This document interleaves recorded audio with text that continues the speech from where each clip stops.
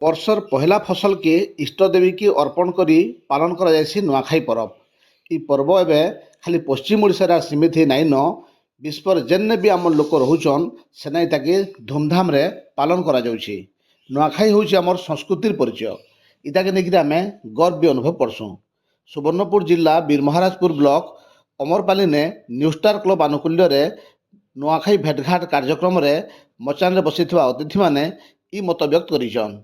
ଆୟୋଜକ ସଭାପତି ଗୌରାଙ୍ଗ ଭରାସଙ୍କର ପୌରୋହିତ୍ୟନେ ଅନୁଷ୍ଠିତ ସାଂସ୍କୃତିକ କାର୍ଯ୍ୟକ୍ରମରେ ପୂର୍ବତନ ସମିତି ସଭ୍ୟ ପୀତାମ୍ବର ସାହୁ, ଶିକ୍ଷକ ମଦନ ସୁନ୍ଦର ଭୋଇ, ଶିକ୍ଷାବିତ କମଳା ଜଗଦଲା, ରମେଶ ଜଗଦଲା, ସୁବଳ ଜଗଦଲା, ବୈଦ୍ୟନାଥ ଜଗଦଲା ଅତିଥି ଭାବରେ ଯୋଗ ଦେଇକିରି ନିଜ ନିଜର ସାଂସ୍କୃତିକ ବାର୍ତ୍ତା ପ୍ରଦାନ କରିଥିଲେ।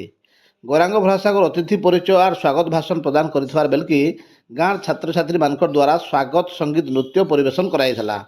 ଇ ଅବସରରେ ଆଗରୁ ହେଇଥିବାର ଭିନ୍ନ ଭିନ୍ନ ପ୍ରତିଯୋଗିତାରେ କୃତି ପ୍ରତିଯୋଗୀମାନଙ୍କୁ ମାନପତ୍ର ଦେଇକିରି ସମ୍ମାନିତ କରାଯାଇଥିଲା। ମଦନ ଭୋଇଙ୍କର ସମଲେଇ ଭୋଜନରୁ ଆରମ୍ଭ ହୋଇଥିଲା ସାଂସ୍କୃତିକ କାର୍ଯ୍ୟକ୍ରମ। ଅଞ୍ଚଳର ଅମରପାଲି, ଲୁତୁରପଙ୍ଗ, ମେଣ୍ଡିପାଲି, ଖଇରମାଲ, ଗୌଡ଼ଗାଡ଼, କସଣ୍ଡା ଆଦି ଗ୍ରାମରୁ ଆସିଥିବା ନୃତ୍ୟଦଳମାନେ ସମ୍ବଲପୁରୀ, ଡାଲଖାଇ, ରସରକେଲି ଆଦି ନୃତ୍ୟ ପରିବେଷଣ କରିଥିଲେ। ଧନୁ ଭରାସାଗର ଏହି ସାଂସ୍କୃତିକ କାର୍ଯ୍ୟକ୍ରମକେ ସଂଯୋଜନା କରିଥିବା ବେଲକି ଅଞ୍ଚଳର ଶତାଧିକ ଦର୍ଶକ ଇତାର ମଜା ନେଇଥିଲେ।